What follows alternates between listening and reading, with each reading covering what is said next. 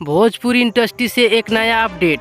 खेसारी के बेटी के ऊपर गाना गाने वाले सिंगर मिथुन कुशवाहा अब इस दुनिया में नहीं रहे। जैसे कि आप सभी जानते हैं कि खेसारी के बेटी के ऊपर गाना गाकर मिथुन कुशवाहा बहुत तेजी से वायरल हो गए थे। वो भी भोजपुरी के ट्रेंडिंग स्टार खेसारी लाल यादव जी की बेटी पर गाना गाया है भाई। और गाना का बोल था खेसारी तोरी बेटी के लेंगे लेंगे। मिथुन कुशवाहा इस सॉन्ग को गाकर रातों रात वायरल हो गए। मिथुन कुशवाहा इस सॉन्ग को गा तो दिए थे लेकिन बहुत चपाव भी पड़ रहा था, लेकिन इसने गाना अभी तक डिलीट नहीं किया भाई। लेकिन एक अब बड़ी अपडेट निकल कर आ रही है कि मिथुन कुशवाहा इस दुनिया को अलविदा कह गए। खेसारी के बेटी के ऊपर गाना गाकर बहुत लोग फेमस हुए हैं भाई, जैसे पंकज सिंह और मिथुन कुशवाहा। तो मैं आप लोग को बता देना चाहता हूँ कि मिथुन कुशवाहा को ये सब कैसे हुआ। मिथुन कुशवाहा कहीं रिलेशन में जा रहे थे बाइक से, दो बाइकों की आपस में टक्कर हुई और मिथुन कुशवाहा नीचे गिर पड़े। इसी दौरान मिथुन कुशवाहा इस दुनिया को अलविदा कहकर चले गए। तो आप क्या चाहते हैं, भोजपुरी इंडस्ट्री में मिथुन कुशवाहा जैसा और कोई सिंगर आए? अपना राय कमेंट में जरूर दीजिएगा और चैनल पे नए हैं तो मेरे चैनल को सब्सक्राइब कर लीजिएगा।